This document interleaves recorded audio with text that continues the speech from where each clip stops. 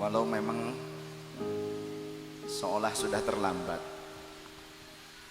tapi tidak ada kata terlambat untuk menyampaikan sebuah kata cinta dan selamat, tahniah, khususnya untuk istri tercinta Meti Mutia Amperawati, yang di bulan ini juga Mei masih bulan dimana katanya seorang istri yang hebat lahir di bulan Mei, sedangkan seorang pria yang tangguh lahir di bulan April. Itulah kami. Walau memang tanggalnya tidak bertepatan, karena tanggalnya bertepatan dengan Lebaran. Selamat. Walau memang pada hakikatnya umur berkurang, tapi saya berbahagia selama perjalanan perjuangan ini. Ia tak pernah lekang, ada di samping saya kemanapun pergi, selalu menyertai dalam perjuangan. Semoga Allah berkahi beliau. Inilah dia sosok wanita itu.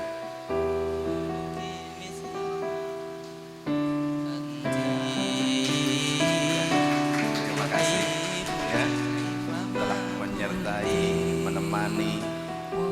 Mungkin tak ada kata yang pantas untuk disampaikan kepada istri yang hebat, yang senantiasa mensupport sampai pada pencapaian saat ini.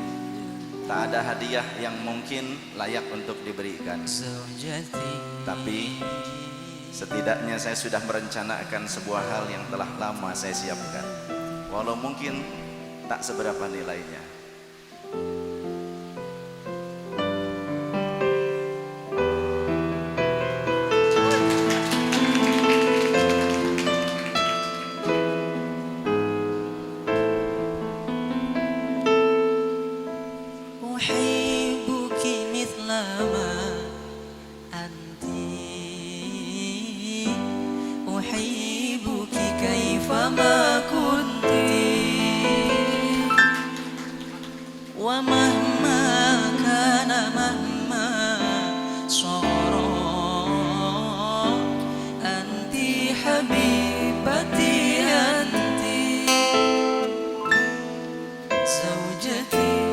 Doakanlah, mudah-mudahan diberkahi kehidupannya.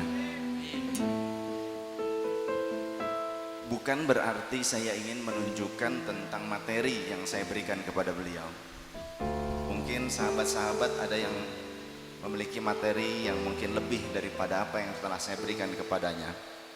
Dan mungkin saudari-saudariku mungkin sudah sering mendapatkan hadiah yang bahkan lebih besar dari apa yang saya sampaikan. Tapi di sini saya ingin menunjukkan apa yang dikatakan oleh Rasul sallallahu alaihi wasallam. Sebaik-baik kalian adalah yang baik kepada keluarganya. Sebaik-baik seorang pria adalah yang menghormati kaum wanita di sekelilingnya. Karena pernah di suatu tempat belum lama ini saya tausiah di suatu tempat. Kemudian ketika saya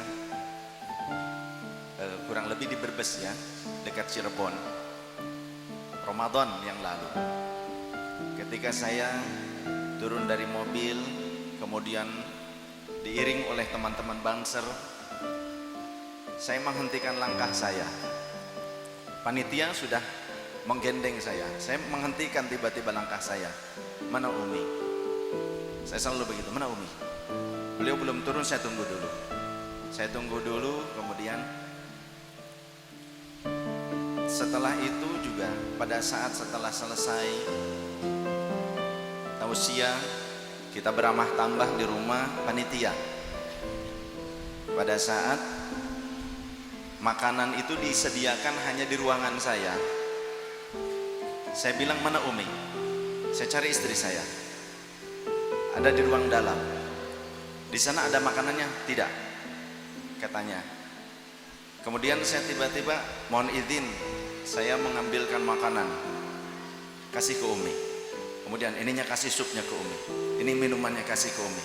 Karena kami dipisahkan ruangannya. Ada seorang tokoh masyarakat yang memang kiai sebetulnya. Dia berceloteh, wah kalah sama istri katanya. Habib kalah nih sama istri. Saya bilang, jangan kita menjadi orang yang mundur peradabannya. Seperti halnya pada masa jahiliyah. Pada masa jahiliyah wanita tidak dihargai. Pada masa jahiliyah bahkan seorang wanita yang telah menjadi ibu dari seorang anak itu bisa diwariskan kepada anaknya. Dulu seperti itu, seolah-olah wanita tidak dihargai. Hadirnya Islam dengan lahirnya Rasulullah SAW mengangkat harkat derajat wanita. Laki-laki yang menghormati wanita bukanlah lelaki yang nista. Lelaki yang menghormati wanita bukanlah lelaki yang kalah dan rendah. Karena ibu kita adalah wanita.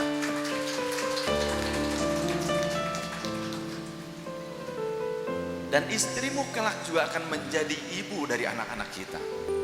Jika ingin anak-anak kita menjadi anak-anak yang baik, yang soleh dan solehah, maka tunjukkan bagaimana cara kita menghargai mereka, menghargai ibu-ibunya tersebut, ibu dari anak-anak kita.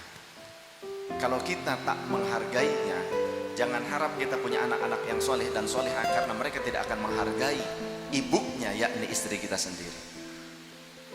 Jadi jangan melihat dari sisi materi, jangan melihat dari sisi duniawi, tapi lihatlah dari ajaran Rasul Sallallahu Alaihi Wasallam. Jadi saya berharap teman-teman bisa mengambil nilai dari apa yang saya lakukan, apa yang telah saya contohkan, karena nyatanya kita tak mungkin hidup sendiri.